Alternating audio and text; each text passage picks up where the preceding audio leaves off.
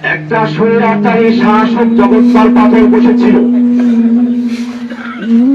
আমি তার একটা বক্তব্যের প্রতিবাদ করেছিলাম। সে বক্তব্য দিয়েছিল, মা দুর্গা দেবী প্রতি বছর কোনো না কোনো বাহনে চড়ে আসে, এবার এসেছে গর্বে চড়ে, আর গর্বে চড়ে আসলে দেশে ফসলে ভরে যায়। আর বাস্তবে তাই হয়েছে, এবার ফসল বেশি হয়েছে। একটা হিন্দু যদি এ কথা বলতে আমার কোন আপত্তি ছিল না। তাদের আকীদা তারা পেশ করবে। বাংলাদেশের 18 কোটি মুসলমানের নেত্রী এই দেশে বসে যে আকীদা পোষণ করেছে, আমি বলেছিলাম মক্কার আবু জাহেল আল হাত্তাকি আছে ভালো ছিল। মক্কার আবু জাহেল বিশ্বাস করত, কোরআনে স্পষ্ট বলেছে, ওয়ালাইন সাআলতাহুম মান খালাকাস সামাওয়াতি ওয়াল আরদ। হে নবী, আপনি যদি মক্কার আবু জাহেল আল হাত্তাকিকে জিজ্ঞাসা করেন কে সৃষ্টি করেছে আসমান এবং জমিন, ওয়ালাইন সাআলতাহুম মান নাযালা মিনাস সামাই মান, যদি মক্কার আবু জাহেল আল হাত্তাকিকে আমি জিজ্ঞেস করো কে আসমান থেকে পানি বর্ষণ করে, ফাহিয়া বিহিল আরদ মিন বাদি মাউতিহা, অতঃপর সেই পানির মাধ্যমে মৃত্যু জমিনকে জীবিত করে ফসল উৎপন্ন করার শক্তি দেয় কে? আল্লাহ বলছেন লা ইয়াকুলুন্নাল্লাহ, মক্কার কাফেররা অবশ্যই বলবে যে আল্লাহ এগুলো সব করেন। যেখানে মক্কার আবু জাহেল আবু লাহাবরা পর্যন্ত বিশ্বাস করত বৃষ্টি দেওয়ার মালিক আল্লাহ, রিজিক দেওয়ার মালিক আল্লাহ, সেখানে বাংলাদেশের মুসলমান দেশের প্রধানমন্ত্রী বলেছিল মা দুর্গা দেবী গজে চলে এসে বলে ফসল বেশি হয়েছে, আমি তার প্রতিরোধ করেছিলাম, তার হিংসার কারণে আমাকে গ্রেফতার করেছিল। আপনারা জানেন আমার জামিন হয়েছিল, আমাকে হাইকোর্ট থেকে জামিন দিয়েছে, কিন্তু হাসিনার কোর্ট আমাকে জামিন দেয় নাই। আমাকে জেল গেট থেকে নিয়ে 2 দিন রেখে আবার গ্রেফতার করে ভিতরে দিয়ে দেয়।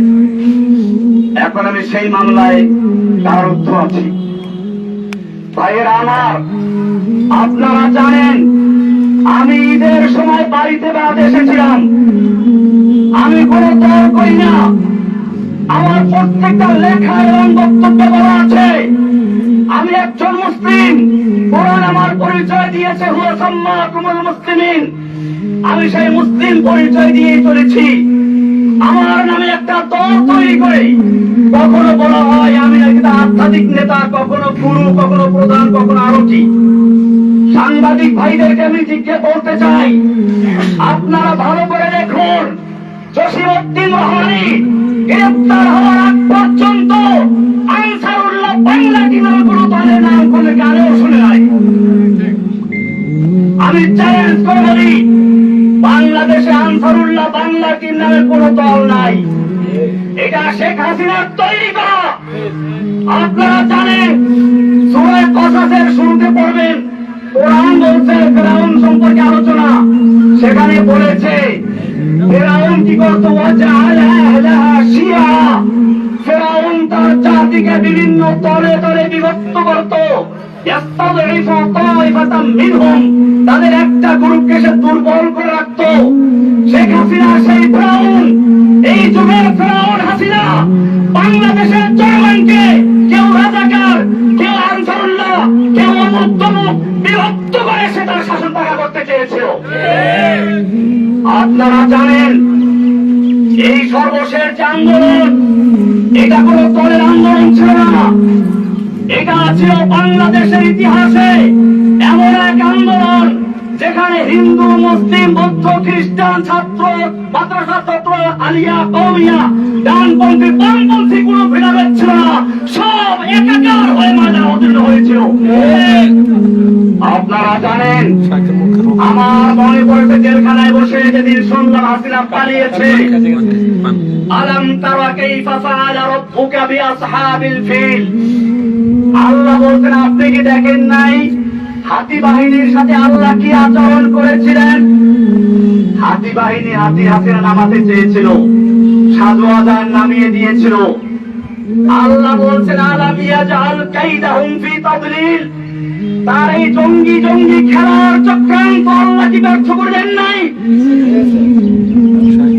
وأرسل عليهم طيرا أبابيل আল্লাহ বলছেন আব্রাহাকে ধ্বংস করার জন্য ঝাঁকে ঝাঁকে পাখি পাঠিয়ে দিয়েছিলেন। তৈরান মানে পাখি, আবাবিল মানে ঝাঁকে ঝাঁকে। আমার দেশে বলা হয় আবাবিল পাখি। আমি তখন মনে করলাম এই প্রাইমারি স্কুলের ছাত্র, হাই স্কুলের ছাত্র, নাবালক শিশু পর্যন্ত যখন ময়দানে ছাপিয়ে পড়েছে, এটা আল্লাহ দেওয়া সেই আবাবিল পাখি চলে এসেছে। হাসিনার কোনো ক্ষমতা ছিল না মোকাবেলা করার মতো। আমি ধন্যবাদ জানাই বাংলাদেশের সেনাবাহিনীকে সময় মতো পদক্ষেপ নেওয়ার জন্য, যে তারা কোন দলে আনুগত্য না করে বাংলাদেশের জনগণের পাশে দাঁড়িয়েছিল।